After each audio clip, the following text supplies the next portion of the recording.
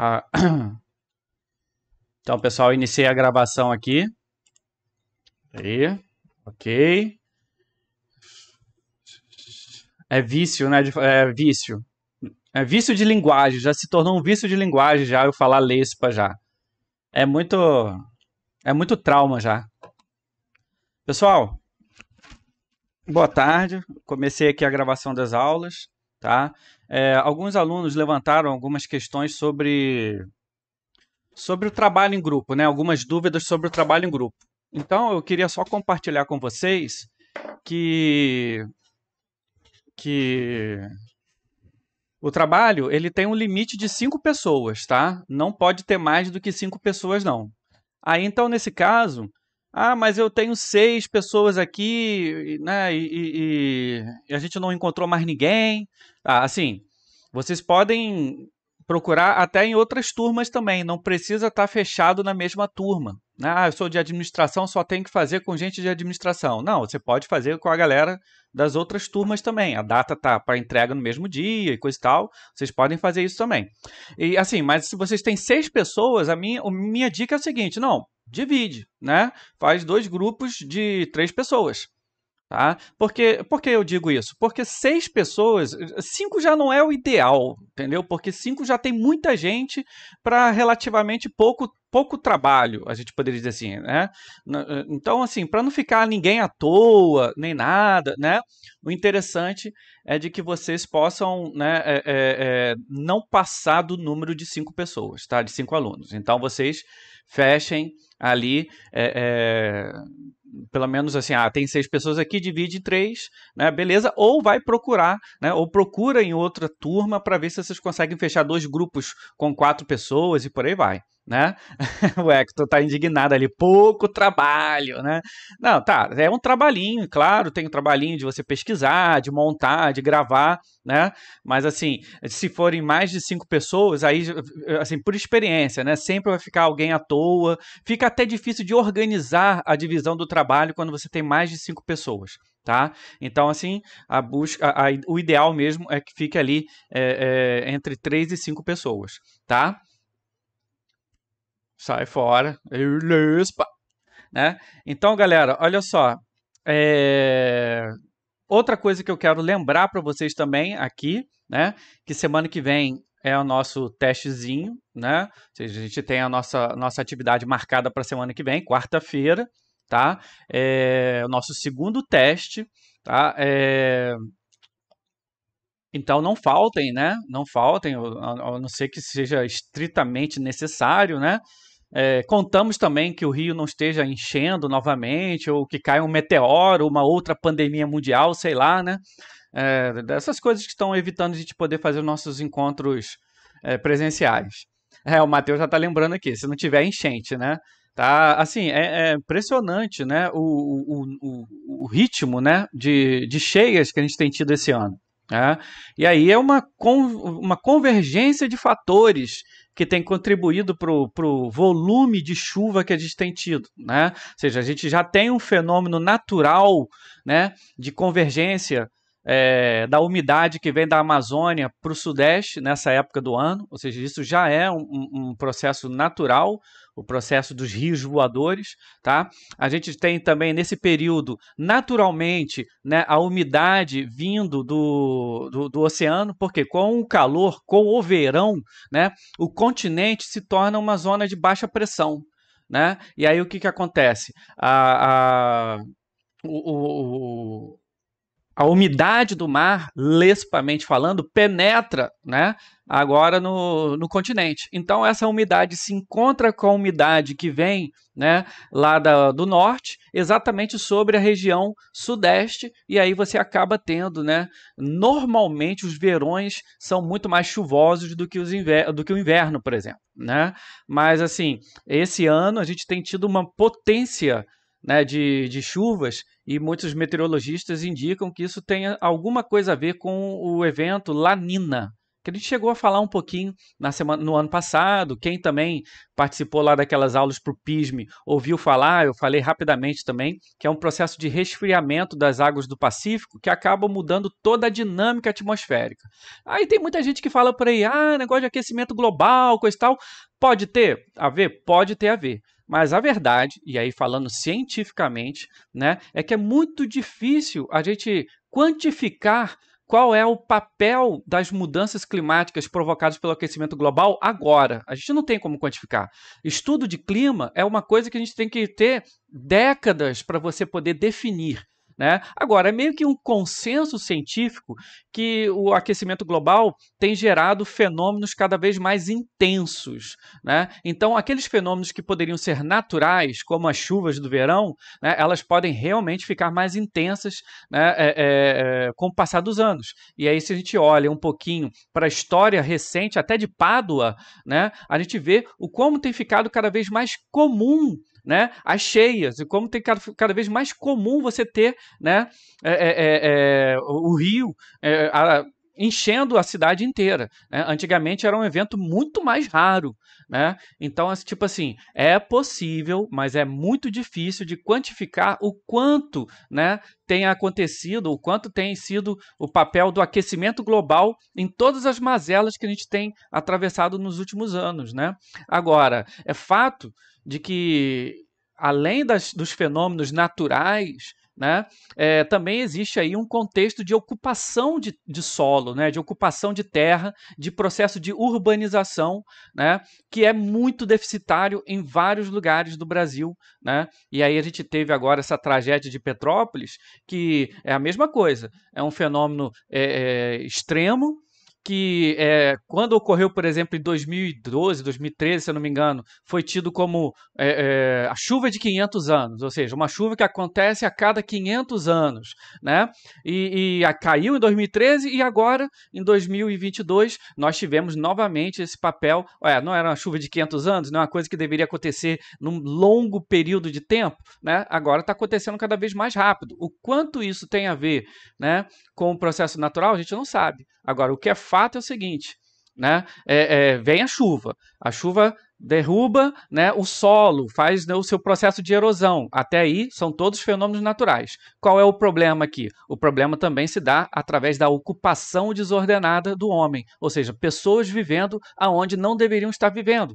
No caso de Petrópolis e em encostas. Né? Aqui no caso de Pádua, por exemplo, na área de várzea do rio. Né? Praticamente o centro inteiro de Pádua foi construído no que a gente chama de várzea, ou seja, a área de refúgio do rio.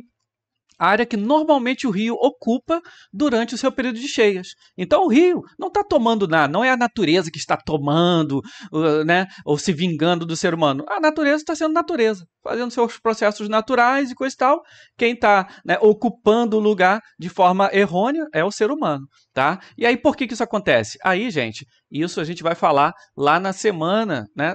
Talvez até na próxima aula, quando vocês forem entregar o trabalho de parte de urbanização, a gente vai poder, com calma, discutir um pouquinho sobre isso. Quais são os agentes que atuam na construção de uma cidade, né, de um espaço urbano? Por que as cidades brasileiras crescem de forma desorganizada? A que elas servem? A interesse de quem elas servem? Né? Então, assim, é um papo bastante interessante que eu vou deixar para a semana que vem para a gente ter essa discussão. Tá? E aí, se vocês tiverem dúvidas sobre o que tem acontecido lá em Petrópolis, o que acontece em Pádua, né, sobre alguma coisa que vocês veem na cidade que vocês acham que não está correto, anotem essas dúvidas, né, e deixem para a gente poder fazer esse debate. E aí, semana que vem, eu quero uma aula um pouco diferente. Como não vai ser uma aula com uma necessidade de passar um conteúdo caso de um teste, né? Eu quero que vocês participem mais, perguntem, né? Eu quero escutar vocês também, eu quero escutar vocês sobre o processo do trabalho de vocês, da construção do trabalho, tá? Então, vamos ver se a gente combina assim para a semana que vem, tá? Aí o Hector fala assim, o caso de Pádua foi mal planejado, né? Matheus... A Antonella fala assim, nessa época, paduano já espera cheias. Né? Exatamente, Antonella. Nesse caso que a gente tem tido, infelizmente, é uma sequência cada vez mais comum, né, de cheias, e as pessoas acabam meio que tendo que se, né, programar para isso. Mas é fato de que gera transtornos, gera prejuízo, né? Não era para ser assim. Tá? Mas qual é a solução? Então, a solução é complexa. Né? Se você parar para pensar, né, ou teria uma grande obra de infraestrutura para evitar cheias, ou até mesmo teria que passar por uma reorganização do espaço urbano de Pádua.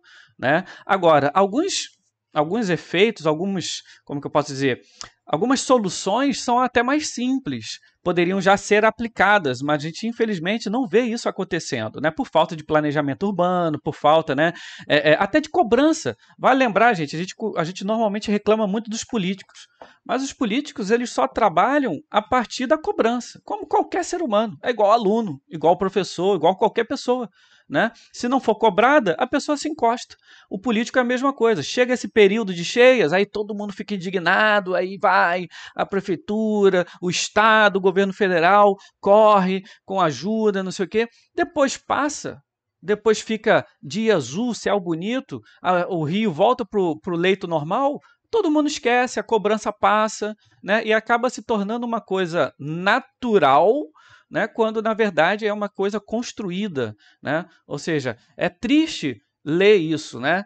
Que nessa época o paduano já espera cheias, né? É triste imaginar que as pessoas já estão acostumadas como se fosse algo né, irreparável, irredutível, algo que não tem como, né, evitar. Né? Assim como todo ano, pessoas morrem soterradas por deslizamentos de terra.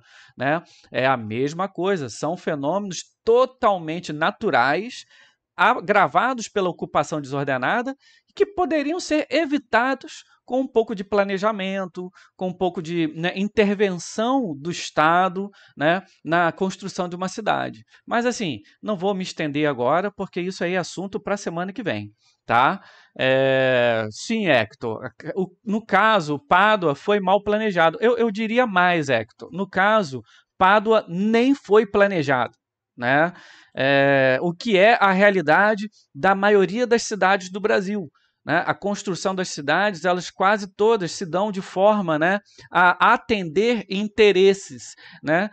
Ora dos governantes, ora do capital, né? E aí as pessoas vão ocupando de forma desordenada e dificilmente você tem um planejamento urbano. Né? Mas isso a gente vai discutir melhor na próxima semana. Beleza? Só a Avenida Getúlio Vargas já mostra que nunca foi planejado. A gente acaba vendo a realidade, né, da construção das ruas, a gente vê a dinâmica da cidade, a gente vê que existe realmente falta de planejamento. Aí fica parecendo o quê? Que é um crescimento orgânico. Que a cidade cresce sem uma intenção, como se as pessoas, não acontece, é que as pessoas vão ocupando, não é assim. Normalmente a cidade cresce atendendo a determinados interesses. Mas guardem aí essa questão. Semana que vem a gente vai, né, discutir um pouquinho sobre isso aí. Eu acho que vai ser bastante interessante e bastante esclarecedor, tá? Deixa eu projetar aqui rapidinho a minha tela para vocês.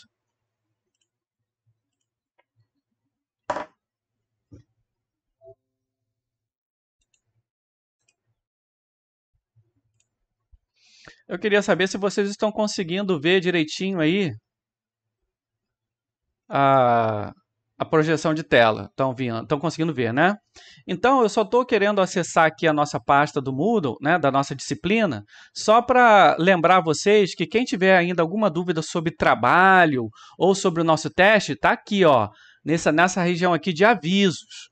Tá? Vocês entram lá, entra aqui na data das avaliações e vocês vão ter basicamente todas as datas bonitinhas, né, da nossa avaliação presencial, do trabalho em grupo, quais são os temas do trabalho em grupo, né, a questão da semana, tá tudo aqui bonitinho aqui para vocês conferirem se vocês ainda tiverem alguma dúvida, tá? Essa semana nós estamos aqui na semana, espera aí, aqui.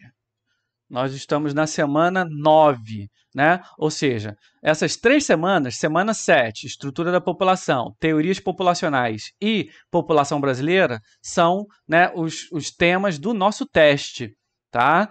Então, é sempre interessante vocês darem uma acessada no material que está aqui na pasta, porque esses materiais têm assuntos complementares, além de terem os capítulos do livro didático. Como vocês podem ver aqui, tem, né, reportagens que explicam um pouquinho sobre, né, o desenvolvimento da população, né? Então tem algumas reportagens falando sobre aquele caso que a gente falou sobre superpopulação e coisa e tal. Então, assim, é bem legal vocês darem uma acessada aqui também para poder dar uma estudada e complementar o assunto, né?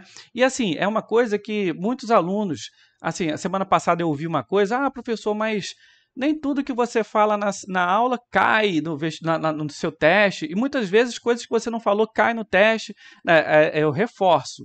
É assim mesmo. Talvez o aluno venha lá do ensino fundamental, né, muito acostumado com o professor passar revisão, bonitinho. Aí o cara, né, cobra lá na prova exatamente o que ele falou no teste, né? Não é a forma que eu trabalho, né? Não é a forma que eu gosto de pensar, que eu gosto que, tipo assim, eu penso sempre, eu tive minha formação pedagógica em curso pré-vestibular, né? Foi onde que eu comecei ganhando experiência e coisa e tal.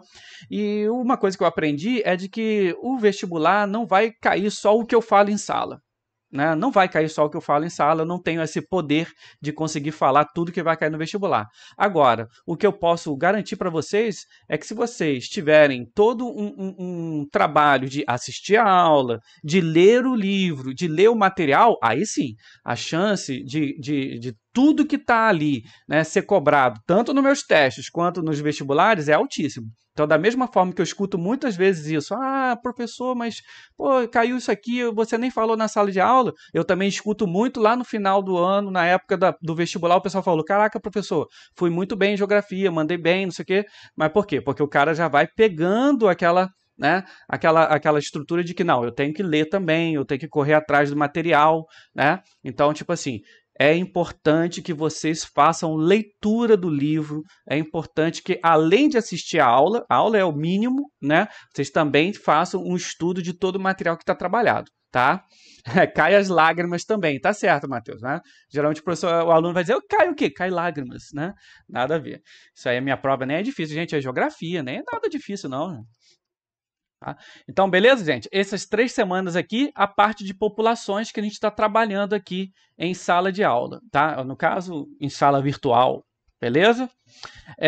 Aí na semana que vem, na semana 10, o tema daqui é racismo e desigualdade. Mas, como eu falei para vocês, a nossa atividade presencial, nossa atividade síncrona de sexta-feira, eu vou discutir um pouquinho sobre a questão da urbanização, ou seja, o tema da urbanização para pegar a vibe dos trabalhos que vocês fizeram e que vocês me entregaram, ou que vocês vão me entregar até o dia 25. Tá? Então a ideia é essa, que a gente faça uma discussão sobre urbanização, que é um tema muito importante também, e é um tema que pega muito da nossa realidade. Aí essa parte de racismo e desigualdade, a gente vai ver se a gente discute nas nossas próximas atividades, né? Que aí o que acontece? Aí o último tema do ano, que a gente já está encaminhando para o final, é a parte de espaço rural, né? Eu vou dar um pouco menos de atenção presencial a esse tema, exatamente para depois a gente poder falar um pouquinho sobre racismo, que eu acho que é muito importante, que são coisas do nosso cotidiano também, tá? E tem a ver com a construção da população brasileira, tá bom? Então fica combinado assim. Dúvidas? Alguém tem alguma dúvida?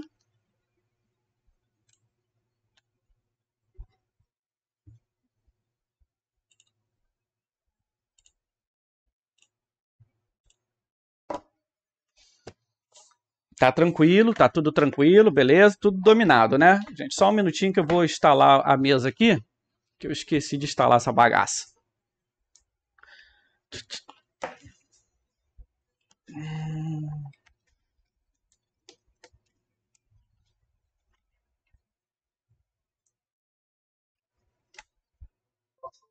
Acho que agora foi.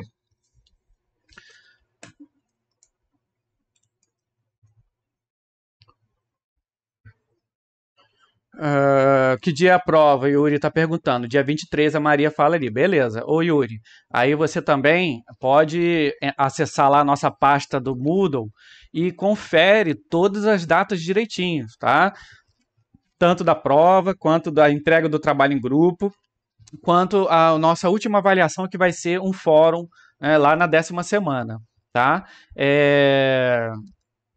Outra coisa, sempre lembrando que dia 23 também conhecido como quarta-feira que vem, tá? Dia 23, quarta-feira que vem, tá? Nossa atividade presencial. Como já falaram aí, né? Deixa eu ver, acho que não sei se foi Hector, não sei se foi Antonella, né? Se as enchentes deixarem, né? Mas eu não vou trabalhar com a ideia de que não vai ter, né, prova. Eu vou trabalhar com a ideia de que vai ter a prova. Caso aconteça algum imprevisto e a gente não possa ter prova dia 23, aí depois eu converso com vocês uma data melhor e coisa e tal, tá? Mas a princípio, dia 23, tá ok? Aí a pessoa estava perguntando sobre recuperação, tá? A recuperação eu vou fazer no final do ciclo, tá? E aí a gente vai ter dependendo, a recuperação vai ser dependendo do aluno, né? Dependendo do aluno, se ele não alcançou a média, eu faço uma avaliação que normalmente é o quê? A recuperação em que os alunos podem refazer as atividades que ele ficou com nota baixa. Tá? E aí, no caso das atividades de testes, tá? Eu vou substituir por algum tipo de pesquisa, tá? Mas aí eu entro em contato e explico direitinho como vai se dar essa recuperação, tá ok? O Caio está falando isso, né? Eu estou de atestado de Covid, eu vou perder o teste. Então, essa é a questão, Caio. No caso, você perde o teste agora, né? E aí depois, no final do ciclo, como a gente está com um ciclo... Normalmente, o que aconteceria? Normalmente eu daria uma segunda chamada para você e coisa e tal. Mas a verdade é que a gente está com um período muito apertado, né? De datas. Então, a minha ideia é essa. A minha ideia é que quem tiver de atestado, você depois manda para mim o atestado por WhatsApp, coisa e tal, tá? E até também, né? E aí a gente vai pensar depois junto, dependendo da sua nota final, o como a gente vai fazer essa recuperação, tá? Ou essa segunda chamada, no caso, tá? Muito provavelmente eu vou substituir por algum tipo de pesquisa, ou até posso, se dependendo da situação, eu tenho uma aula programada para o final do ciclo também, né? Qualquer coisa, até aplico um teste de novo, mas eu, por enquanto, eu não estou trabalhando com uma posição confirmada, não. Você não venha fazer o teste num primeiro momento e depois a gente conversa direitinho, tá bom, o Caio? Bem, pessoal, vamos aqui para o nosso conteúdo, né? Então a gente está falando sobre as atividades, né? Espera aí, só um minutinho. Deixa eu... Aqui, cena 1, ok, beleza. Ixi, acho que alguém... Aqui. Então a gente começou na última aula falando sobre as teorias populacionais. E aí já estava meio que acabando a aula, né? Cacetada, acabei de ver o negócio. Cena 1, isso aí. Então a gente estava vendo na última aula sobre teorias populacionais, mas foi bem corrido, por quê? Porque a gente estava meio que encerrando, né, a aula, e aí eu gostaria de começar a retomar o conteúdo hoje a partir daqui, né? Ou seja, eu acho muito importante a gente rever essa questão das teorias populacionais. Primeiro, o que são teorias populacionais? As teorias, como o próprio nome diz, são grandes conjuntos de ideias que tentam entender, tá, as causas do crescimento demográfico. Né? E não só as causas do crescimento demográfico, mas também como suas consequências. Né? É importante lembrar que até o século XVIII nunca tinha se pensado nisso, nunca tinha, né, se desenvolvido teorias, né, para isso, até porque o crescimento da população sempre se manteve muito estável. Né? E até por uma questão também de conhecimento. Né? A gente não tinha ainda desenvolvido um conhecimento científico, né? Uma forma de tentar entender a natureza a partir de preceitos científicos. Tá? Então, ali pelo século XVIII, meados do século XVIII e século XIX, é que a gente vai ter o surgimento das primeiras teorias populacionais. Tá? Ou seja, primeiro, porque a gente tem um contexto material de ciência se desenvolvendo, né? E a gente tem efetivamente uma transformação populacional muito evidente, né, ocorrendo principalmente nos países que estavam fazendo a sua revolução industrial, né? Então, não é... Peraí. Eu tenho que botar autorização automática, mas eu confesso que eu não sei como faz isso. Então, pessoal, de certa forma, a partir ali do século XVIII é que a gente tem, né, o surgimento dessas primeiras teorias. Tá? E aí eu falei para vocês que a primeira teoria, né, que tenta explicar o desenvolvimento populacional é a teoria malthusiana. Né? Thomas Malthus, né, ele era um economista, era um cientista da sua época, ou seja, ele desenvolvia pesquisa em várias áreas do conhecimento. Então ele se interessava por teorias e conceitos naturalistas, ele se interessava, né, pela economia, qual era a formação básica dele, né? Então, e ele era também um sacerdote, ou seja, ele também era uma pessoa muito religiosa, tá? Um clérigo, a gente pode dizer assim. Então, ele ali no século XVIII, né, na virada do século XVIII para o século XIX, ele começa a ser fortemente influenciado por várias teorias que estavam sendo desenvolvidas ali. Inclusive, né, muito da teoria de Adam Smith, né, que estava tentando entender a sociedade, estava tentando entender, né, o desenvolvimento daquele sistema que estava sendo criado ali, tá? Ele teve uma forte influência sobre essa base, né, teórica do economista Adam Smith, e ele próprio começa a desenvolver alguns questionamentos, tá, sobre a teoria smithiana. Tá? Talvez você já tenha estudado um pouquinho sobre Adam Smith ali em história, né? Talvez em sociologia. Né? Então, Adam Smith é aquele cara lá do liberalismo econômico, o que a gente pode chamar até de um dos pais do capitalismo moderno. Tá? E o Adam Smith ele desenvolveu uma teoria no seu livro, no seu principal livro, né, que é a Riqueza das Nações, tá? Em que meio que a sociedade se desenvolvia de forma orgânica, né? E de que as leis de mercado elas poderiam gerir, né, de forma muito satisfatória e tendendo a uma prosperidade e equilíbrio a sociedade como um todo. Né? Adam Smith acreditava fielmente, né, de que se deixasse cada indivíduo de forma, né, egoísta buscar a sua felicidade, a coletividade acabaria ganhando. Né? Ou seja, numa busca individual por prosperidade, a sociedade como um todo iria prosperar. E aí ele desenvolveu várias teorias, né, para comprovar de que, de certa forma, o mercado se autogeria. Né? Ele até chamava de a mão invisível do mercado. Né? E para Adam Smith, por exemplo, né, o aumento da produção levaria a um aumento do salário das pessoas. Né? E as pessoas com melhores condições, isso na teoria de Adam Smith, teriam mais filhos. E esse crescimento da população seria legal. Por que esse crescimento seria legal? Porque isso levaria a uma redução dos salários, né, por causa da oferta e da procura de mão de obra, e aí o sistema estaria sempre em equilíbrio. Né?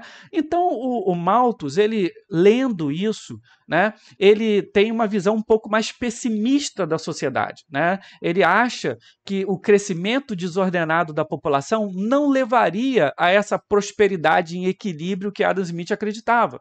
Né? E aí, então, se utilizando, né, de teorias, de estudos naturalistas, né, principalmente, né, em estudos de populações de camundongos, né, selvagens lá da Inglaterra, ele começa a rebater essa visão otimista de Smith, dizendo que não, que um crescimento desordenado da população não levaria à prosperidade, muito pelo contrário, levaria a um esgotamento dos recursos. Né? Então, para Malthus, tá?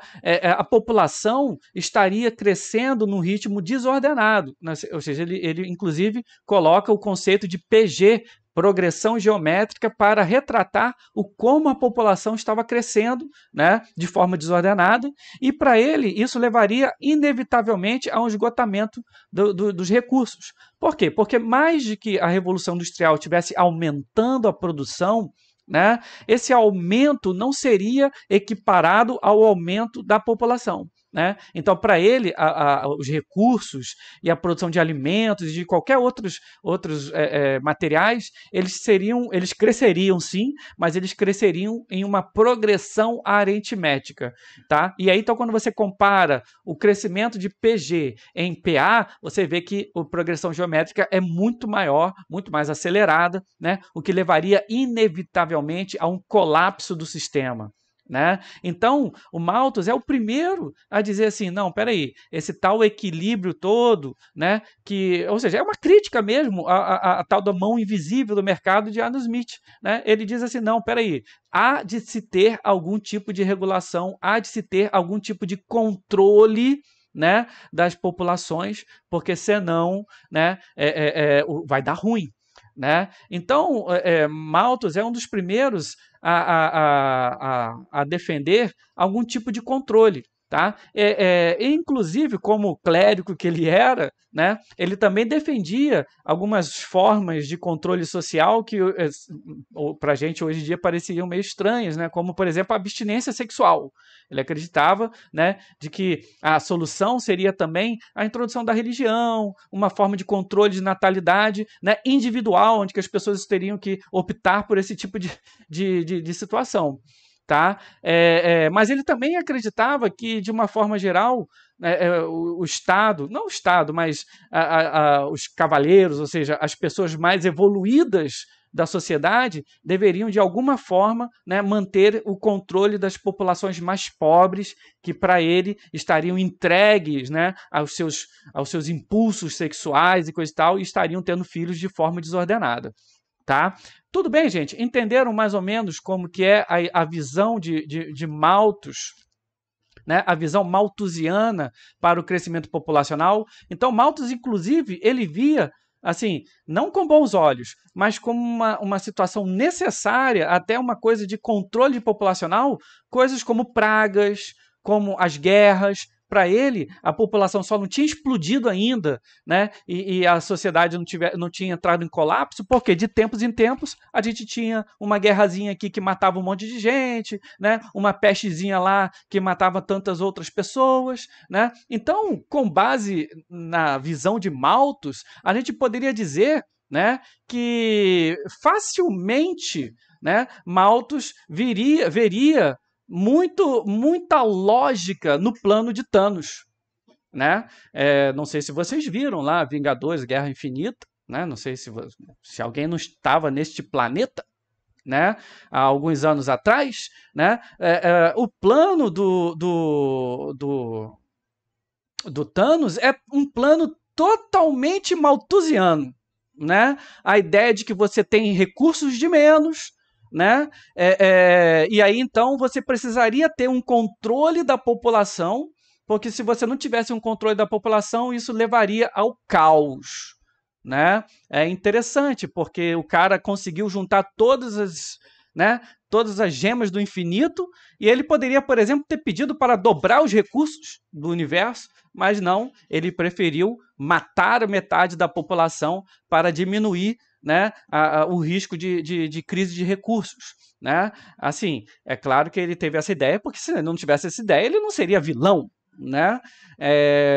Mas assim, se você viu Guerra Infinita e se você viu alguma lógica no que o Thanos falou, é porque você meio que concorda ou você vê lógica nas ideias de Malthus. Né? E assim, é muito interessante, porque nem sempre uma ideia ter lógica significa que ela está correta, né? Ou de que vai dar certo.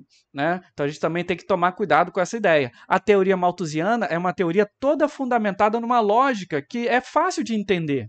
Tá? Mas que a gente vai ver daqui a pouco, anos depois, acabaram não se mostrando verdadeiras. Né?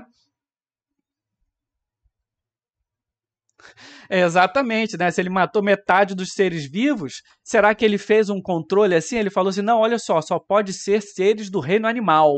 Né? Ou será que não? Metade da vida incluiu também as plantas, então metade das plantas do universo também viraram pó? Não, não parece, né? Parece que ele meio que restringiu, né, a ideia dele a pessoas conscientes, ou seja, criaturas que são, né,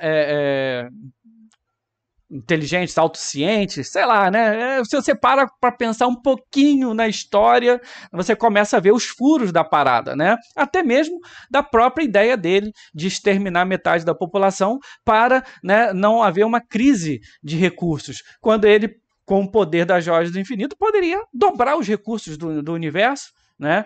Então, tipo assim, essa é uma questão que a gente começa a perceber os furinhos dele ali, né? O legal foi que o filme foi bom pra caralho, né? Isso aí tá bom, tá? É, é, vamos ver aqui. Exatamente, o Hector fala aqui, né? É engraçado que ele poderia ter criado mais recursos, mas preferiu matar metade da galera e depois quebrar a joia, né? Tipo, foda-se agora, né? Exatamente, Hector, isso é legal. Ou aumentar a taxa de mortalidade e diminuir a taxa de natalidade, que seria. Mas aí imagina só, ficaria meio. O William tá falando que ficaria meio anticlímax, né? Não, aqui agora vou aumentar a taxa de mortalidade e diminuir a taxa de natalidade. Não, o negócio. Pro clímax do filme ficou legal do jeito que ficou, mas eu concordo aí, né? O Hector fala, poderia simplesmente deixar as pessoas inférteis. Isso aí também seria uma outra excelente ideia. Existem, inclusive, movimentos nos países desenvolvidos, né, de grupos ambientalistas, mas aí a gente tem que lembrar que tem doido para tudo nesse mundo, né? Mas existem pessoas que profetizam a ideia de uma autoextinção controlada. Ou seja, esse grupo de pessoas imaginam que o maior problema do mundo são os seres humanos, né? E que os seres humanos deveriam ser eliminados da face da Terra. Mas ao invés de se matar ou matar o mundo todo, né, eles defendem a ideia exatamente de uma abstinência, ou não de uma abstinência sexual, mas de, tipo assim, de você não ter filhos mais, né? Ou seja, tipo, as pessoas pararem de ter filhos, né, e em poucas gerações a humanidade deixaria de existir. Né? Como eu falei, tem doido para tudo, né? Mas eles partem sempre de uma ideia muito malthusiana. Inclusive, esses grupos poderiam ser incluídos no que a gente vai ver daqui a pouco como ecomalthusianos, né? Eles veem o ser humano como destruidor dos recursos naturais, né? E há de se ter um controle populacional para que, né, os recursos naturais possam continuar existindo, ou a própria natureza possa continuar existindo, tá?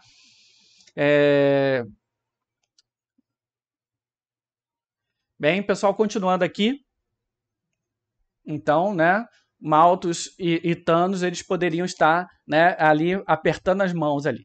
Tá? Agora, a teoria malthusiana, que de certa forma ela tem uma lógica muito fácil de ser entendida, né? E por isso, até hoje, é comum a gente ver pessoas reproduzindo essa visão, inclusive no filme.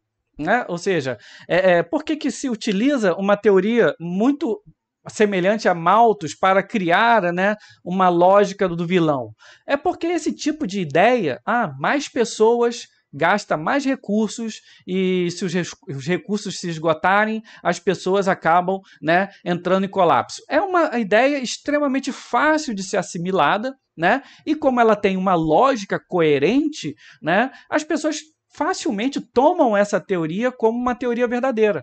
Tá? Agora, existem muitos cientistas que rebatem essa visão de mundo, né? E uma das teorias ou um conjunto de teorias, né, que mais rebatem essa ideia malthusiana de gastos de recursos são as teorias com base, né, no marxismo, ou seja, na teoria marxista, tá? Que a gente chama esse conjunto de teorias reformistas. Essas teorias, elas não veem o pobre que tem mais filhos como o culpado da crise de recursos. Porque é de se entender também o seguinte, que Malthus, ele via, né, a população pobre como a culpada por crise de recursos. Né? Porque é inclusive o que se levantou lá na aula passada. Professor, mas as pessoas pobres têm mais filhos. Né? Isso, de certa forma, é um fato. Ou seja, populações mais pobres, com menos infraestrutura, elas têm mais filhos. Né? Mas como que você vai lidar com esse fato e qual é a resposta para esse fato, que é a questão principal da diferença entre as teorias malthusianas e a teoria reformista. Enquanto Malthus vê os pobres como principais culpados e vê a necessidade de haver um controle de natalidade entre os pobres, né? As teorias reformistas, elas veem não o pobre como o culpado, e sim a pobreza. Ou seja, nós vivemos em um sistema desigual, esse sistema desigual, para se manter, né, acaba mantendo uma parcela da população na pobreza, e é a pobreza que faz com que a natalidade cresça. Tá? E aí o que acontece? Para a teoria reformista, o que você deve combater não é o pobre, tá? E sim a pobreza. Elimine a pobreza, né? Que você, consequentemente, vai reduzir as taxas de natalidade. Tá? Uma questão que é um ponto a favor dessa teoria, da teoria reformista, é o que a gente observa nos países desenvolvidos hoje. Né? Ou seja, a maioria dos países europeus, o Japão, o Canadá, né, são países que, em momento algum da sua história, tiveram um controle de natalidade, ou tiveram um governo para controlar a natalidade das pessoas. Nunca houve nesses países projetos de controle de natalidade. Né?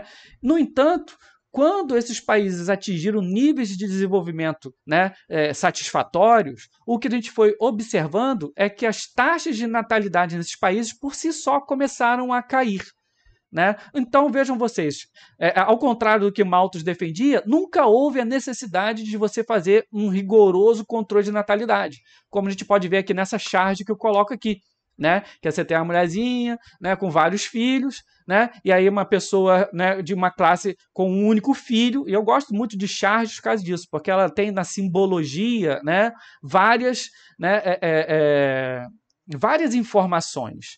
Né? A gente tem uma informação aqui que vocês podem observar, ó, uma moça, né, uma senhora pobre, e aí essa charge é uma charge que a gente pode transferir para a situação, para a situação da Europa atualmente, né? Ou seja, existe hoje na Europa muita xenofobia associada a questões sociais também, porque a Europa recebe um forte fluxo de migrantes, principalmente de países árabes, né? Esses migrantes acabam hoje formando uma parcela de pessoas mais pobres e eles têm umas taxas de natalidade mais elevadas. Né? Então vocês podem observar, né, uma pessoa pobre com vários filhos pedindo, né, esmola, e ao invés das classes superiores darem as condições, não esmola, mas as condições melhores de vida, o que essa população, o que essa classe,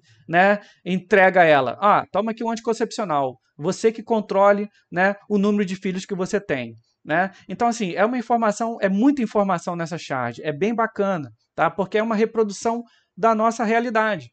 Tá? Ou seja, elimine a pobreza, por si só a população vai diminuir. É o que os países desenvolvidos nos mostraram hoje. Tá? É o que a gente pode ver também a nível de mundo. Ou seja, quanto mais desenvolvido é o país, quanto mais economicamente é, né, estruturado o país, tá? Menor é a sua taxa de natalidade. Na verdade, em alguns países desenvolvidos, a intervenção estatal é o contrário. A intervenção estatal é uma tentativa de fazer as pessoas terem filhos. Né? Então, não é raro em países europeus você ter bolsas, né? Dinheiro mesmo, pagamento de bolsas para as pessoas que têm filhos.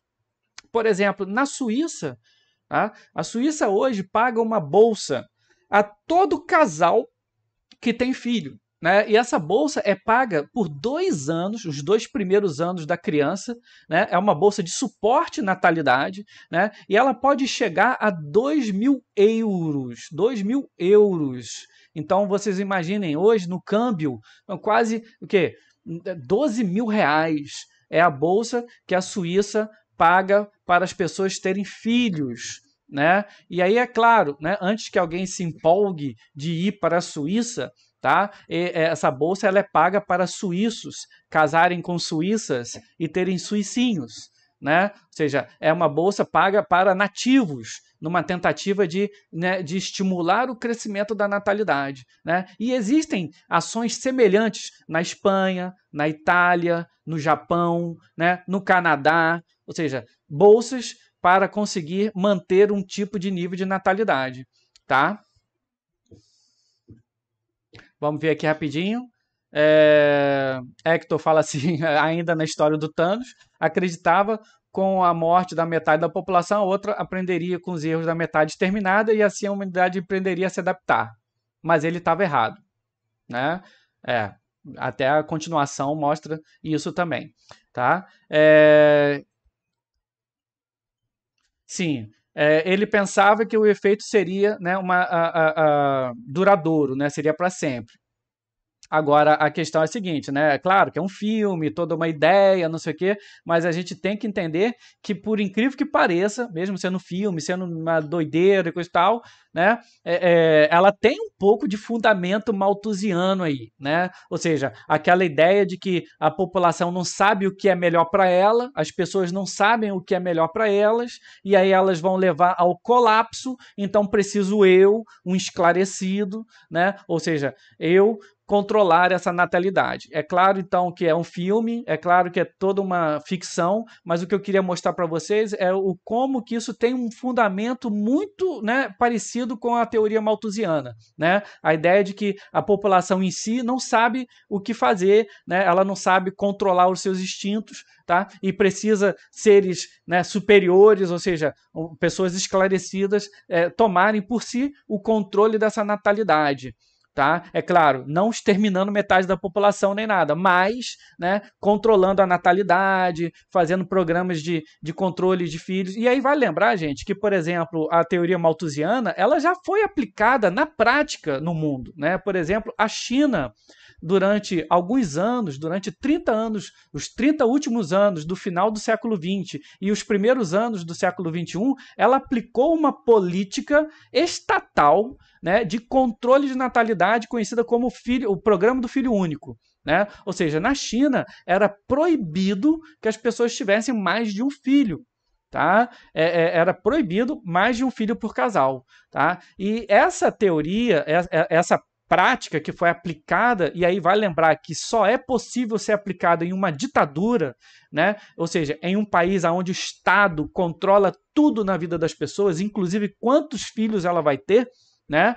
Isso só foi possível ser aplicado lá na China, mas foi totalmente pensado dentro de um fundamento malthusiano, né? Da necessidade de controle de natalidade. Tá? Agora, vai lembrar que houve efeitos positivos no caso da China. Né? Porque, primeiro, existem estimativas que indicam que esse controle de natalidade evitou que a China tivesse 300 milhões de pessoas a mais. Né? Ou seja, mais de 100 milhões do que a população do Brasil foi o controle de natalidade aplicado pelo programa. Tá? Outra questão é a seguinte: permitiu um desenvolvimento realmente econômico, e vale lembrar que não foi só o controle de natalidade, foram várias outras políticas que levaram a China ao desenvolvimento. Mas hoje, por exemplo, ela cancelou esse programa. Não existe mais há 5 anos, ela não tem mais esse programa de controle de filho único. Por quê? Porque hoje a China tem percebido o quê? Que a sua população está envelhecendo. Né? E não existe uma reposição à altura, né, da população economicamente ativa. Tá? Então, na verdade, o que eles fizeram? Eles fizeram interromper o sistema, porque eles meio que estão observando que o crescimento econômico adquirido nas últimas décadas, ele por si só já vai fazer o controle de natalidade necessário. Tá? Então, eu só queria dizer para vocês isso. O Malthus, não é que o Malthus não seja uma teoria que tenha alguns efeitos práticos, ela tem, principalmente numa realidade totalmente controlada, como foi o caso da China do século passado e início desse século. Tá? Agora, a questão é a seguinte, e aí vai lembrar que na China existia uma questão de urgência, a China tinha mais de 1 bilhão de habitantes, né? E aí, então, no caso da China, ficou muito bem, né? Acabou casando muito bem, né, a questão da ação do Estado dentro dessa visão malthusiana. Agora, em países desenvolvidos que nunca precisaram necessariamente fazer esse controle, hoje o problema é o contrário, é tentar estimular a natalidade. Aí, peraí, o Samuel fala assim: acho que na Alemanha também tem isso. A taxa de nascimento lá é negativa. Né? Então, aí a gente lembra sempre, né, das taxas de fecundidade, que são o quê? O que é a taxa de fecundidade? Quantidade de filhos por casal.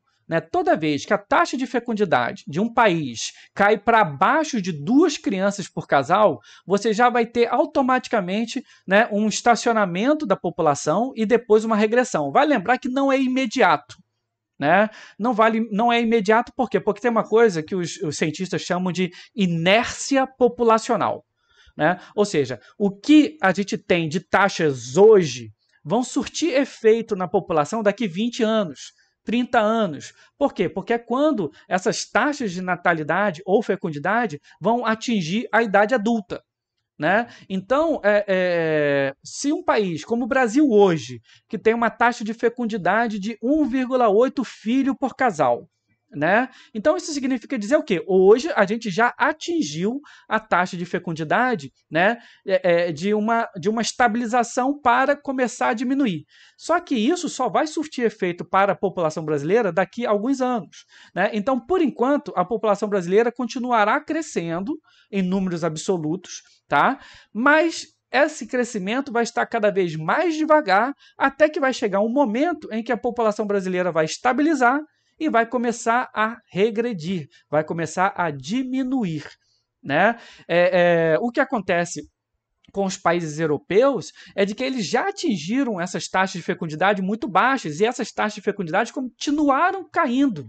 Né? Então é um processo de regressão que está acelerando.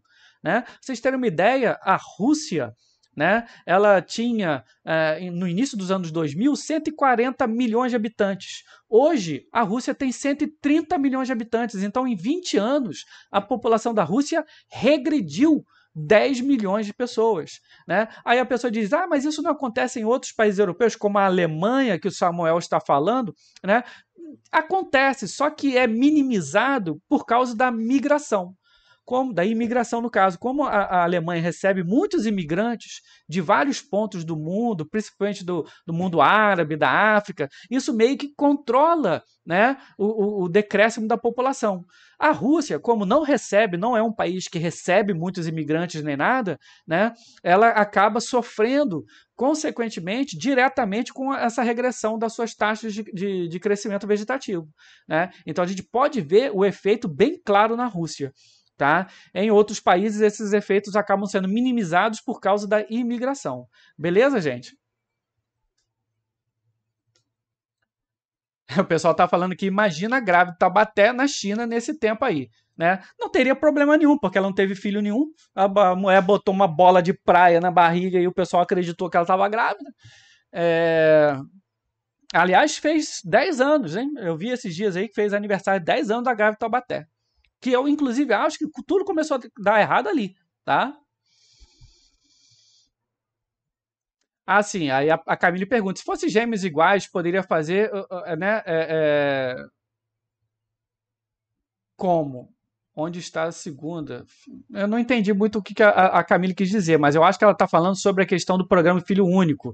O programa do Filho Único, pessoal, tinha algumas exceções. Né? Por exemplo, se a pessoa tivesse gêmeos, trigêmeos, pode ficar tranquilo, não teria que matar, sacrificar, nem nada, não. Tá? Era permitido as pessoas criarem os gêmeos, entendeu?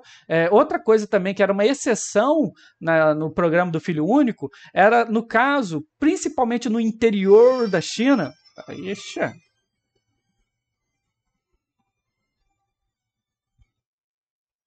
Principalmente no caso do programa do Filho Único, no interior, se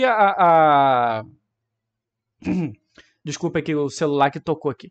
Se no caso a pessoa vive no campo e o primeiro filho foi mulher, né, existia uma permissão.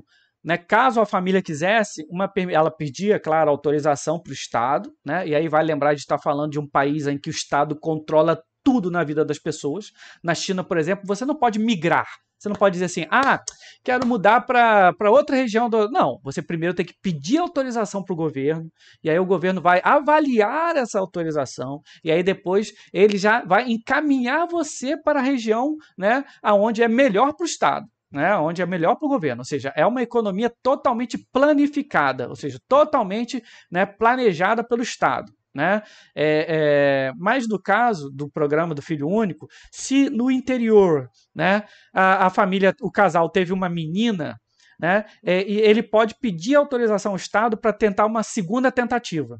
Né? E por que isso foi introduzido no programa? Por questões culturais e econômicas mesmo. Né? Lá na China, quem carrega o nome da família é o menino, não é a menina. Né? Muitas das vezes a menina, quando ela casa, ela é absorvida pela família do marido.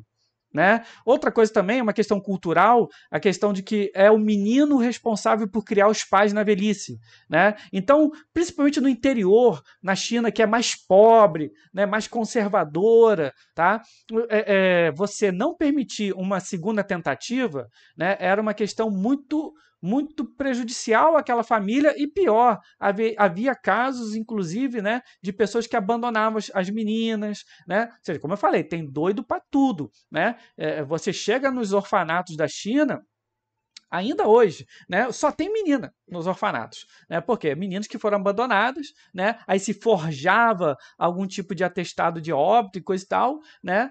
E aí a pessoa meio que conseguia autorização para ter um outro filho, né? Então, tipo assim, para minimizar esses casos que aconteciam, principalmente no interior, abria-se essa exceção para o casal tentar ter um outro filho se o primeiro fosse menina, tá? Mas então é o que eu estou falando, existiam exceções e é claro, também existe os jeitinhos, né? Dependendo desse programa do filho único, valia muito para os pobres, valia muito para as pessoas que não tinham, né, nenhum tipo de conchavo lá com o partido, não faziam parte de uma casta, né, de ricos e coisa e tal, tá?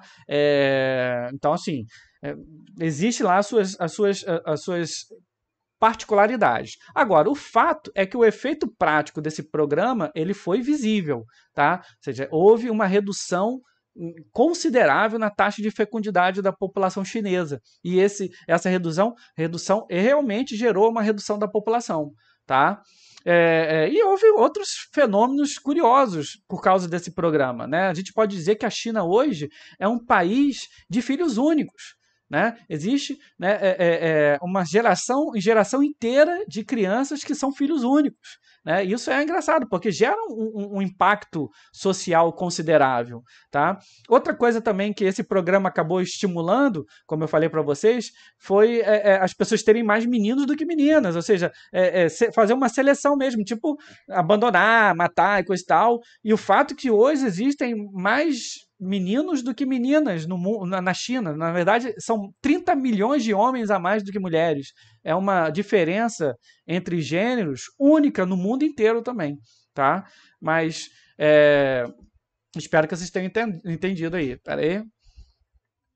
Aí no caso, o Yuri pergunta também o que teria acontecido. Pera aí. Se tivesse gêmeos, então estou respondendo. A pessoa teria autorização especial de criar os gêmeos, não tem problema não. O Hector lembra uma outra coisa curiosa, né? De que a China está fazendo um programa para estimular as pessoas os homens ficarem mais viris, né? Macho, mostrar, né, a testosterona deles, né?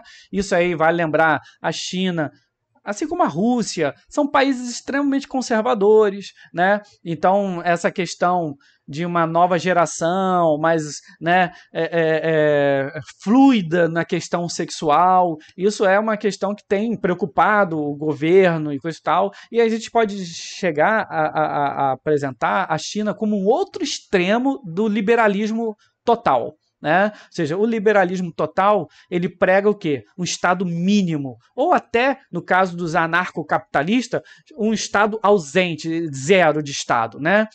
O que eu acho um absurdo também, que não daria certo. Mas o outro extremo, um Estado controlador, um Estado que controla tudo no aspecto da vida das pessoas em nome da sociedade, do bem comum da sociedade, né? Ele também é um mundo complicado de se viver. E hoje a China é muito parecido com esse papel, né? De um Estado que pensa cada coisa da sociedade. E aí, por exemplo, agora passou lá na cabeça dos caras do partido: não, as gerações estão muito, né, muito afeminadas, vamos agora estimular a virilidade entre os homens, né? E aí tem essas doideiras mesmo, né? Só para mostrar o como os extremos são complicados, tá? É...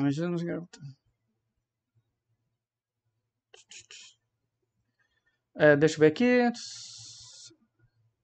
Faz referência a um filme. Ah, tá. O Yuri tá explicando que ela tá fazendo uma referência ao filme A Onda, né? Eu não sei se eu vi esse filme.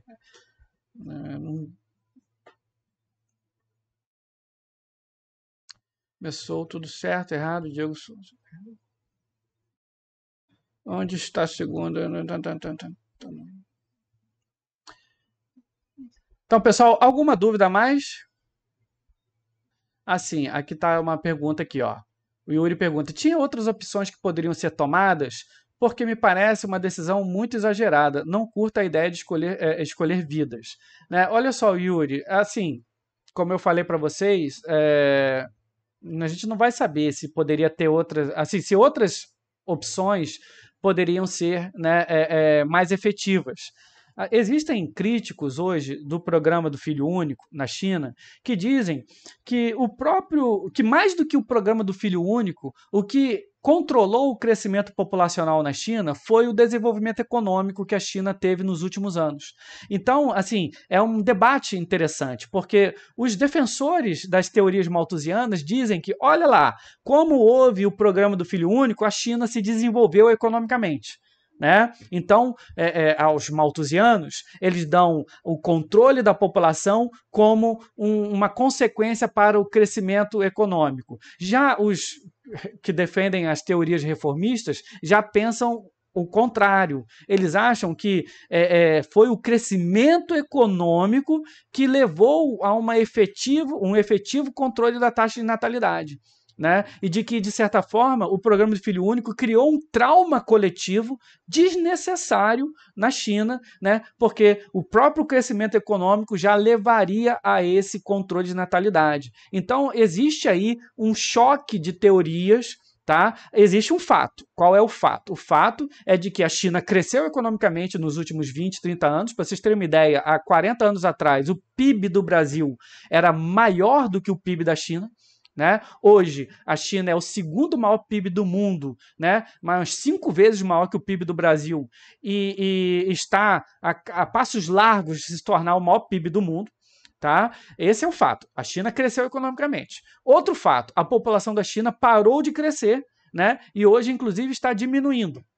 Então, nós temos dois fatos. Agora, o que realmente aconteceu e qual foi o papel do programa do Filho Único nesses dois fatos, é isso que ainda está ambíguo. Né? É isso que não consegue ser muito bem percebido e entendido pelos cientistas. Tá?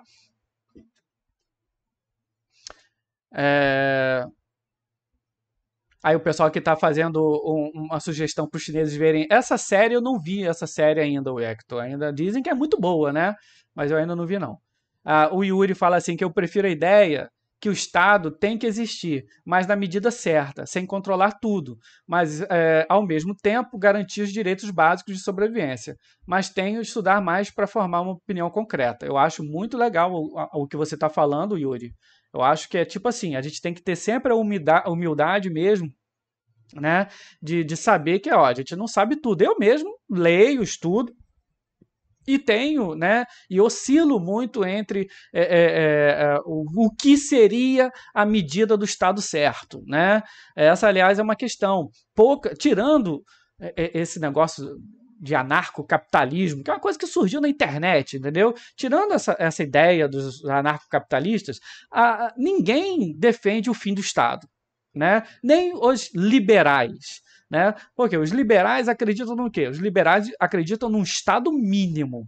Ou seja, eles veem o Estado com um papel importante de garantir a lei, a ordem e as condições, né, de mercado. Ou seja, garantir os acordos comerciais. Né? Esse seria o papel específico do Estado.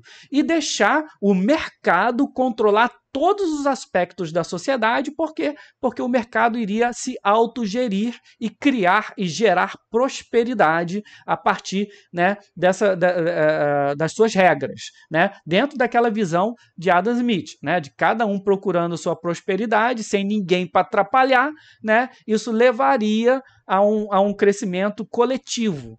Tá?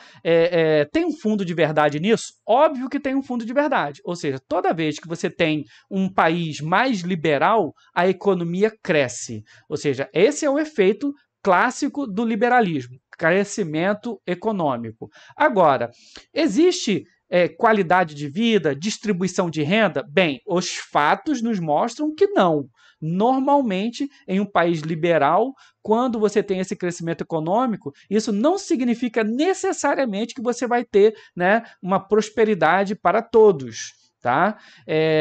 Aí você tem o outro lado desse espectro de pensamento, né? Que aí seria, a gente poderia colocar entre sociais-democratas, a gente poderia botar os marxistas, até mesmo os comunistas, né? Que é o papel do quê? No caso dos comunistas, a ideia de um Estado controlador que garantiria para o bem do coletivo, né, uma supressão do indivíduo.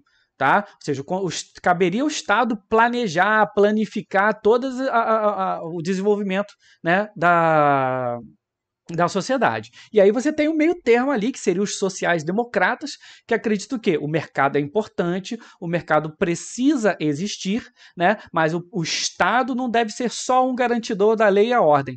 Cabe ao Estado criar, né, sistemas de pesos e contrapesos, né, para garantir que principalmente as pessoas mais pobres tenham condições mínimas de crescimento e de sustentabilidade. Tá? Vale lembrar, gente, que até figuras muito proeminentes, até do liberalismo, né?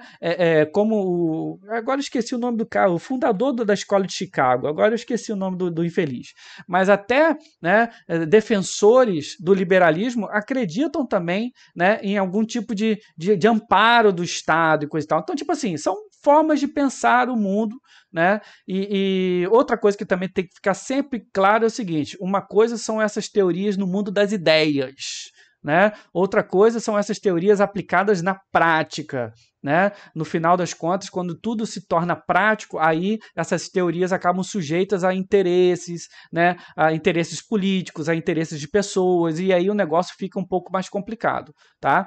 Pessoal, continuando aqui, né? Vale lembrar, e aí aqui está um gráfico, não, desculpa, um mapa da taxa de fecundidade. Vocês podem observar que países africanos, principalmente da África subsaariana, são os países que têm as maiores taxas de fecundidade, ou seja, são países onde a população ainda está em um crescimento. Não chega, alguns países até não têm um crescimento vegetativo muito alto, por quê? Porque a taxa de mortalidade também ainda é alta nesses países. Tá? Alguns outros têm taxas de fecundidade altas, tá? E como estão melhorando, né, estão se desenvolvendo economicamente, eles têm tido taxas de crescimento vegetativo bastante elevado, tá? É interessante que quando a gente casa esse mapa aqui de taxa de fecundidade com o mapa, né, de desenvolvimento humano, né, de IDH, vocês podem observar que existe quase, né, um espelhamento, tá, entre os países que têm as maiores taxas de fecundidade, tá, e os países que são os mais pobres ou com os menores níveis de desenvolvimento humano. Tá? E aí é aquela questão, é o fato. Fato, países pobres, né, pessoas pobres têm taxas de natalidade maiores. Né? A visão teórica, maltos, os pobres devem ser controlados porque eles não sabem o que eles estão fazendo e cabe ao Estado ou às pessoas mais evoluídas controlar essa taxa de natalidade. Reformistas, tem que se acabar com a pobreza. Acabou a pobreza, automaticamente você vai eliminar esse tipo de crescimento. Tá? E aí, gente, vale lembrar que, além da teoria malthusiana e da teoria reformista, nós temos mais duas teorias, tá, que são mais recentes. Essas teorias, ambas muito fundamentadas no malthusianismo. Tá? A teoria neomalthusiana, que ela é um malthusianismo requentado, tá? Ela vem se desenvolvendo principalmente depois do final da Segunda Guerra Mundial. Tá? E ela retrata essa questão, né, dos recursos, tá? Principalmente o esgotamento dos recursos, e o que ela tem a ver com a teoria malthusiana? Ela culpa os pobres, aí nesse caso aqui, os países pobres, que são os países que têm a maior taxa de natalidade, pelo esgotamento dos recursos. Tá? E dentro dessa lógica dos neomalthusianos, você também tem os ecomalthusianos, que seriam o quê? Que seriam os que também acham que os países pobres são os maiores responsáveis pela crise de recursos, tá? Por quê? Porque esses países têm taxas de natalidade mais elevadas, crescimento vegetativo mais elevados, né? Só que aí eles reforçam a ideia, né, do meio ambiente, sempre lembrando também que a maioria das áreas de preservação, áreas ainda preservadas de floresta, estão em países pobres. Né? Então, vale lembrar que em ambos os casos, tanto os neomalthusianos quanto os ecomalthusianos culpam os países pobres pelas crises de recursos que nós temos hoje em dia. Tá? E aí, novamente, os reformistas, né, a teoria reformista refuta essa visão. Né? Eles dizem, olha, o problema não são os países pobres, o problema é a distribuição de riqueza, o problema é a pobreza que acaba sobrando para esses países. Né? Quer evitar o problema? Distribua melhor as riquezas, né? Elimine a concentração de renda, que naturalmente, né, os países vão se tornar menos gastador, ou seja, como que eu posso dizer? Vai haver uma redução da taxa de natalidade. Deixa eu ler aqui. O Hector fala, aqui o Estado nem sempre garante os direitos básicos. É triste. Bem, essa é a questão. O Samuel fala, os Estados Unidos têm a taxa maior que o Brasil e o IDH está muito alto. Tem alguma explicação para isso? Que taxa que é essa? Taxa maior que o Brasil? Ô Samuel, você pode me explicar que taxa maior que os Estados Unidos têm em relação ao Brasil?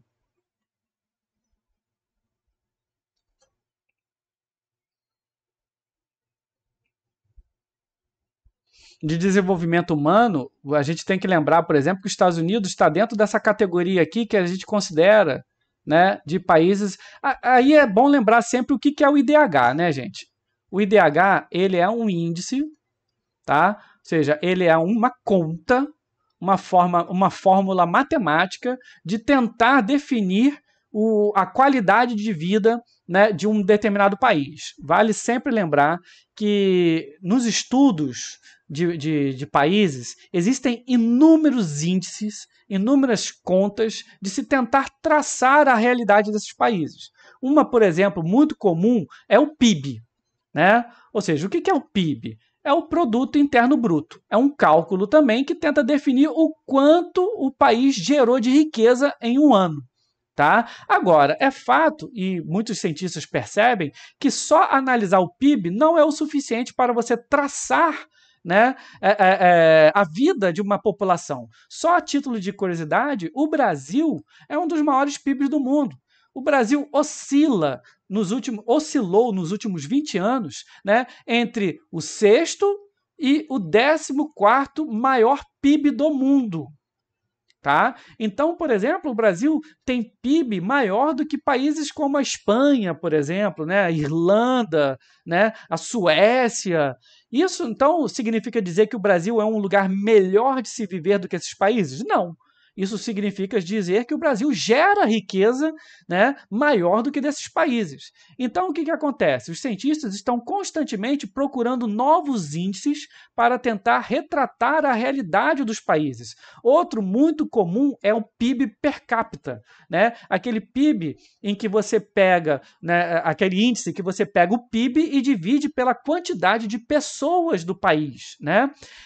Quando você divide, né, o PIB pela quantidade de pessoas, aí você consegue ter ali uma renda anual. Mas a mesma coisa, é um número que tira uma média. Hoje, por exemplo, eu não me lembro bem quanto que está o PIB do Brasil. Deixa eu ver. Vou até pesquisar aqui.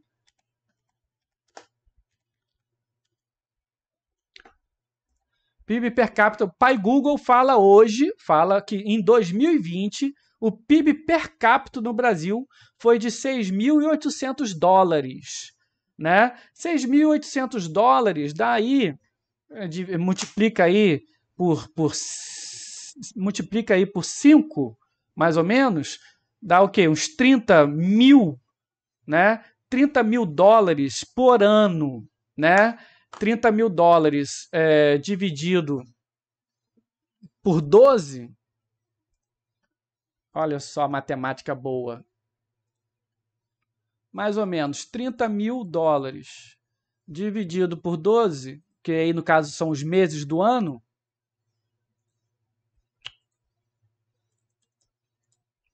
E dividido por 12, daria mais ou menos $2.500 por mês por pessoa no Brasil. Né? Se você multiplicar isso por 5, que é mais ou menos o nosso câmbio, né, pelo PIB per capita do Brasil, né, é como se cada pessoa ganhasse por mês, cada pessoa no Brasil ganhasse por mês R$ 12.500. É claro, bem arredondado esse número, bem aproximado. Né? É claro que quando você olha o país, né, quando você vê a realidade do Brasil, né, está muito longe disso. Se não está cada pessoa ganhando 12.500, né, reais por mês, tá? Significa dizer o quê? Que existe uma concentração de renda aí.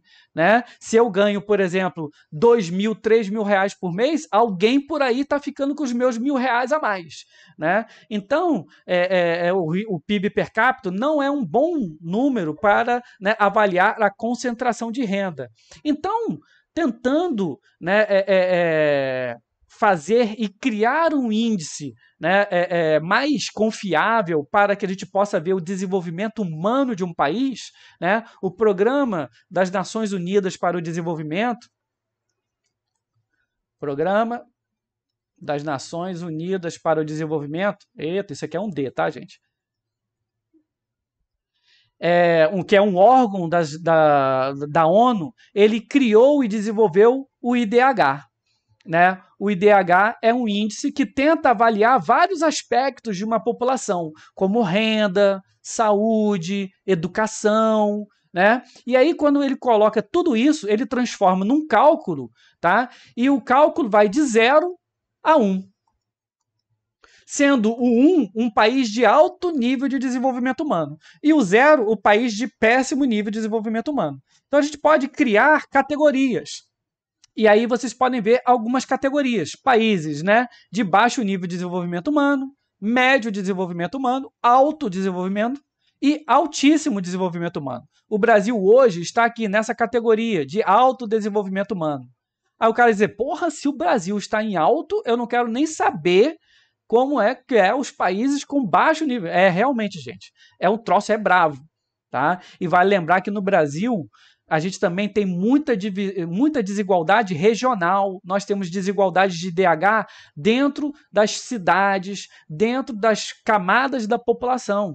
Tá? E aí, quando a gente tira uma média, o Brasil está aqui, no alto nível de desenvolvimento humano. Tá? Mas isso não significa dizer que a vida é a mil maravilhas aqui no Brasil. Tá? Deixa eu ver se eu volto aqui.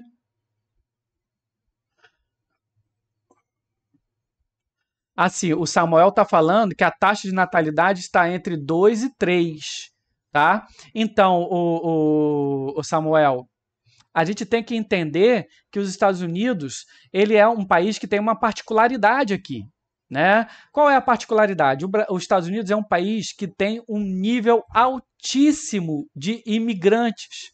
E muitos desses imigrantes têm taxas de fecundidade elevadas, né? São pessoas pobres, existe pobreza nos Estados Unidos, tá? Agora, quando você vai avaliar os americanos nativos, ou seja, aqueles americanos que vivem nos Estados Unidos há algumas gerações, né? Ali você consegue ver uma taxa de natalidade muito baixa. Aliás, essa diferença de taxa de natalidade, isso inclusive vocês podem ver aqui também na França. Tá? Isso tem reforçado e muito o que a gente chama de xenofobia. Né? Por que xenofobia?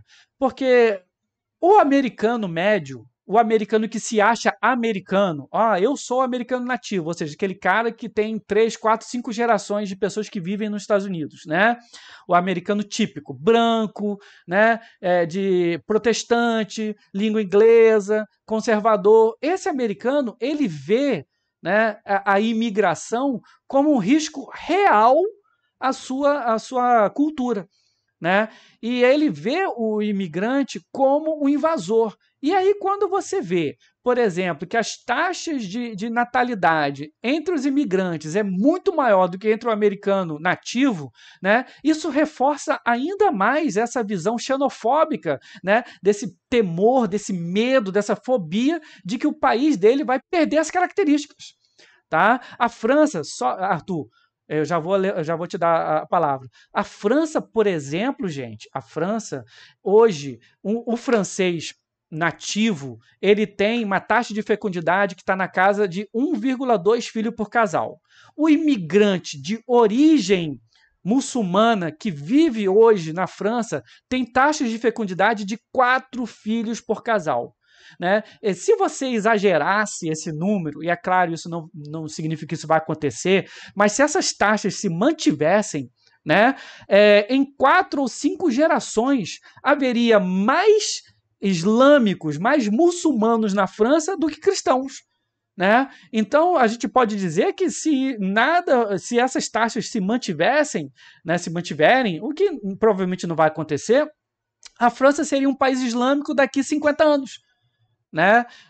Então, essa questão toda do imigrante, das taxas de natalidade, tem reforçado uma visão, né, preconceituosa entre as populações nativas dos países. Pode falar, Arthur.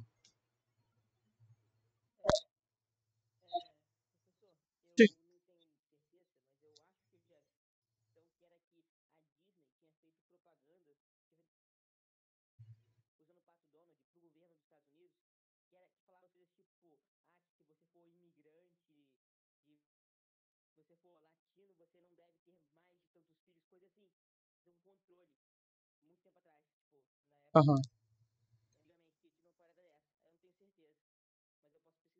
Ô, Arthur, mas é bem provável que possa ter acontecido isso. Existe essa situação, né? Então, você vê só, o que você está levantando aí é uma questão de uma propaganda, né? De uma grande empresa, né? Voltada para determinadas pessoas. Ou seja, é totalmente aquela reprodução do que, gente, que eu estou falando? Do que o pobre é o responsável. No caso dos países desenvolvidos hoje, o imigrante, né? E aí reforça todo um estereótipo, de que o imigrante é que está causando os problemas do país, né? Porque ele tem um monte de filho. E aí, como eu falei para vocês, reforça-se a ideia, né, malthusiana de que o culpado pelos problemas é o pobre. Né? Dentro de uma visão reformista, a ideia é o quê? Não é o pobre o culpado, é a pobreza. Né? E até mesmo por que esses países recebem fortes fluxos migratórios? Por que os Estados Unidos recebem um monte de imigrantes? Por que a França recebe um monte de imigrantes? Porque, a nível de mundo, nós temos também essa desigualdade típica do sistema. Né? Ou seja, você tem países ricos que estão cada vez mais ricos e concentrando cada vez mais riqueza, né, em uma divisão internacional do trabalho que transfere riqueza dos países pobres para os países ricos. Né? E você tem uma população cada vez mais pobre nos países pobres. E aí o que essas pessoas fazem? Eu quero ir lá para onde é rico, eu quero ir para onde as pessoas vivem bem.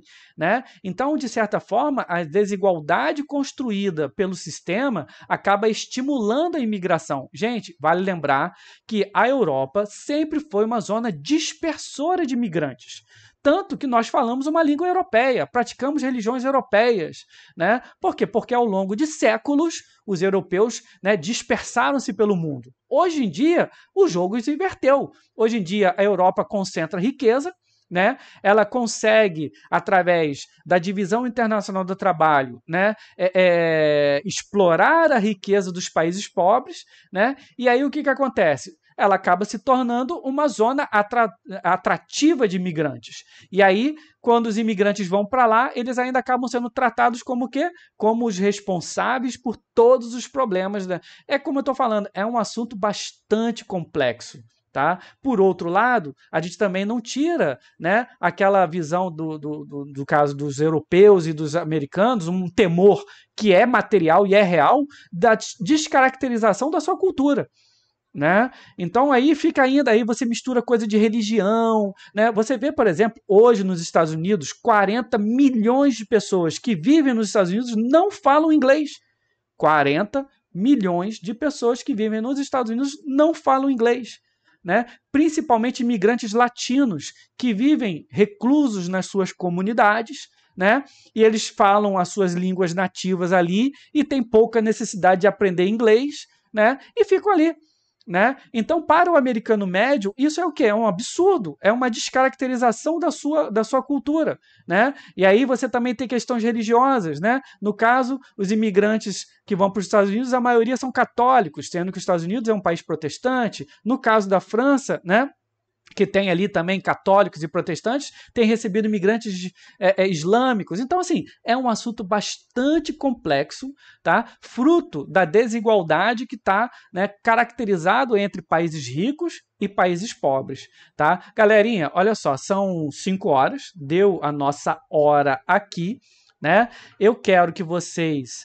A gente fechou aqui essa parte de população, tinha que ser bastante, né, trabalhada mesmo, tá?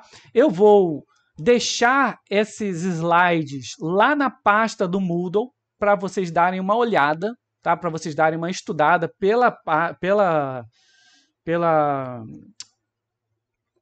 pelos slides também, tá? Outra coisa que é muito importante para quem não foi nas aulas presenciais, né? Na nossa aula presencial que a gente teve lá naquela quarta-feira, e é muito importante porque vai cair no teste também, dê uma estudada nessa parte aqui de momentos do crescimento demográfico, tá? É importante. Transição demográfica. Dê uma lida no livro, dê uma olhada, tá? Eu falei isso em aula, em sala de aula, não deu tempo de a gente aprofundar esse assunto aqui na atividade síncrona, tá? Mas tá lá, vai cair no teste, então é importante que vocês deem uma olhada também, tá? Qualquer coisa, pessoal, vocês podem entrar em contato comigo também. Qualquer dúvida, a gente tira, tá? Via WhatsApp e coisa e tal. Deixa eu ver aqui, só dar uma olhadinha nas perguntas do pessoal. Cidades aqui, eu moro, não tem faculdade, então preciso de uma outra cidade que quiser faculdade. Porque o americano não é estadunidense. O Hector levanta a questão, né, da desigualdade entre as cidades, isso é muito importante também, o que acaba levando a fluxos migratórios, tá? Ele também faz um levantamento por que não são estadunidenses, né? Eu acho que é exatamente porque é complicado falar estadunidenses, né, que eu falo americano, é mais fácil para mim, né? Mas concordo, né, todos nós somos americanos, já que todos nós vivemos no continente americano, tá? O Yuri fala assim, viu uma reportagem sobre brasileiros que foram deportados, disseram que os guardas falaram, você não é daqui, volta para o seu país. Eles não gostam muito de imigrantes, pelo que parece. Na verdade, Yuri, isso aí é uma constante em vários países do mundo, inclusive no Brasil, gente. Inclusive no Brasil. Tá? O que tem, né, pessoas haitianos, venezuelanos sofrendo ataques xenofóbicos no Brasil não não está no gibi, são muitos, né? No caso que a gente teve aí do cangolês que foi morto a paulada, é mais um exemplo, né, de preconceito racial, mais um exemplo de xenofobia, né? Porque o brasileiro tem aquela ideia de que nós somos muito receptivos, nós somos muito, né, adoramos os gringos, né, tratamos eles com paciência, desde que sejam o quê? Gringos brancos, que vieram da Europa, né, ou vieram dos Estados Unidos. Aí, se é isso aí, se está dentro desse contexto de gringo, pronto. Aí, né, os caras são reis aqui mesmo. Né? Agora, se você é um imigrante latino, um imigrante boliviano, né, um imigrante haitiano, que é o que a gente tem recebido muito nos últimos anos, aí, meu amigo, ele sofre com todos os preconceitos que, infelizmente, existem na nossa sociedade, com uma carga extra, né, da xenofobia. Né? Então, assim, existe muito da xenofobia um contexto racial também. Gente, os preconceitos, eles se conectam, tá? Os preconceitos se conectam. Eles são preconceitos raciais, são preconceitos sociais, né? Ou seja, na questão econômica, né? São preconceitos, né? Você pode romper alguns desses preconceitos. Por exemplo, uma pessoa negra pode ser bem tratada se, por exemplo, ela for muito rica, né? Agora, aquela consciência, que ela sabe que ela está sendo bem tratada porque ela é muito rica, né? Muito rica. Agora, se você for pobre, aí pronto, você conecta um monte de vários, né, preconceitos. Uma vez eu vi uma entrevista daquele Chris Rock, né, aquele cara que escreveu Todo Mundo Odeia o Chris. que eu achei muito interessante, que ele falou, tipo assim, ó, perguntaram se ele sofre com preconceito, já que ele é um cara rico, famoso, coisa e tal. Ele, tipo assim, que ele sofre o preconceito, que ele sente que ele sofre o preconceito quando ele está chegando no lugar, longe. Visto de longe, ele é só mais um negro. Quando ele chega perto das pessoas, aí as pessoas reconhecem ele. Ah, né, é o Chris Rock, né? Aí a situação é diferente. Então, o que ele fala? Ah, eu sou parado pela polícia, né? De forma, né, constante, porque o cara anda num carrão, toda hora a polícia tá parando o cara. Aí, quando a polícia chega perto e vê quem ele é, aí, né? Ah, não, ele é bem tratado. Mas, tipo assim, a pessoa pode ver, né, o tal do preconceito racial, né? E aí a gente chama de preconceito estrutural, por quê? Porque ele está enraizado na sociedade. Não é que a pessoa tenha que ser treinada para ser isso, né? Ela reproduz quase que de forma espontânea o preconceito, tá? Então, tipo assim, é, é, é... Não, eu vou fazer a chamada aqui, Hector, agora, tá? Então, infelizmente, a xenofobia, ela é reproduzida em várias... Peraí, rapidinho. Eu não consigo fazer duas coisas ao mesmo tempo. Então, infelizmente, o preconceito acaba sendo reproduzido, né, em várias esferas. E hoje, no Brasil, a xenofobia ela também é uma realidade. E só não é maior porque o Brasil ainda não é um grande receptor de migração. Recebemos muitos migrantes, principalmente da Venezuela, da Bolívia, recebemos muitos migrantes do Haiti, recebemos. Né? Mas, assim, nada comparado ao que os Estados Unidos recebem de imigrantes, nada comparado ao que a França recebe de imigrantes. Né? Então, a xenofobia que acontece lá, ela infelizmente acontece em escala menor aqui, porque aqui a gente recebe menos migrantes, tá? Pessoal, eu vou puxar aqui a chamada aqui. Peraí. Enquanto isso, o Arthur, pode falar.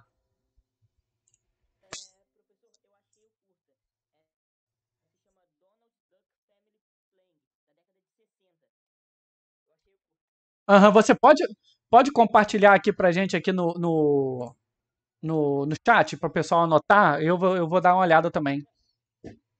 Tem como colar? Ah, não, tá beleza. Não, mas tá gravado agora. Repete pra gente. Qual que é o nome?